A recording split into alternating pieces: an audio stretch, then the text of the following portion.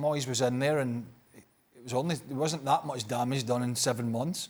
And then obviously, Van Gaal comes in, and the problems are still there. And then in all fairness, as much as he was poor this year, and he brought it on himself, I said this to you earlier, Mourinho did take this squad to second place. Yeah, and we laughed when he boasted about that, wouldn't we? He kind of came out and said it's one of the greatest achievements. And I've said all along, what I thought happened was, he took him to second. He realised through his experience that what was needed. He came to the US here in the summer. He wasn't getting what he wanted. He was on the phone and he looked miserable and he was not getting the transfers. And I thought he sacked it then. He thought, I need out of here then. So he gave up the ghost. I'm not saying that's right, but I think that's what happened. So ultimately he got them to second and then thought, I'm dealing with this guy, Ed Woodward, who hasn't got a clue. He's not bringing the players in we need. This is going downhill. His attitude was terrible. That came through to the players.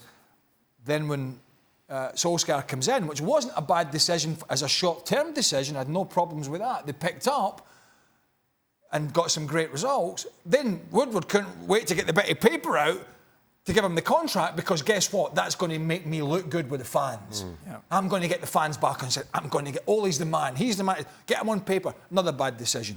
And it's just one bad decision after another and after another. And look at the distance between them and Liverpool and City. It's miles. Am I stretching things here? For example, if I'm a player, I think this could be the first time this has ever been the case, I would prefer to go to Tottenham Hotspur than Manchester United. Yes, I think so. I think you're right in saying that this is probably the first time you're seeing that. And to your previous question about this being the biggest pickle that they've found themselves in, I think the further removed we get from Sir Alex Ferguson and that era, the more desperate it becomes for Manchester United. It's not the first time they finished outside the top four, and they've rebounded from that to finish second. But the trouble is, right now, given the distance between Manchester United and not just City and Liverpool, but I think I think Spurs as well, given the fact that I'm not really sure that Ole Gunnar Solskjaer is the manager that brings a player to the club, a club without Champions League football. This is a huge concern. You look at Mauricio Pochettino, you look at what Spurs are doing and what you expect them to be about to do, given their new stadium, given that they've had pretty much a hiatus on spending over the last couple of seasons, you expect that to change. And right now, you're thinking Spurs is a better club to be at. And it's not just Spurs, so many clubs are going to be busy around the world. Are going to be busy this summer. And the problem is now, as Manchester United, you can't rely on just throwing money at people, because other teams can do that. And also, you're going to have to rely on a manager with experience and tactical nous, which Solskjaer hasn't proved. And this would be a real concern for me if you're a United fan, knowing that you can't just throw money at these problems and it will get solved. No. You're going to have to be clever in the transfer market. You're going to have to trust your manager, who, over the last 2 months, has just seen his world collapse. And we've got to get away from... No, we don't have to, but some people have to get away with the fact that you can't call Solskjaer a novice. He's been managing quite a long time, He's been managing quite a long time in Norway and in England.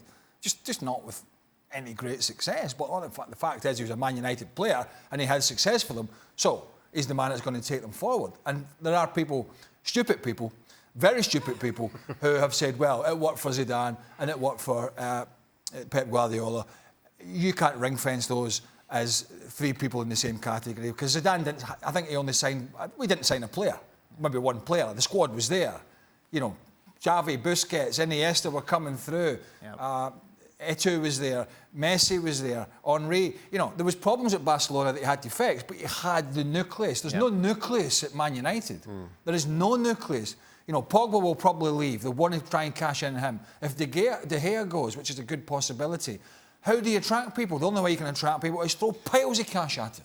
So you're overpaying for everybody. Yeah. And the problem worsens.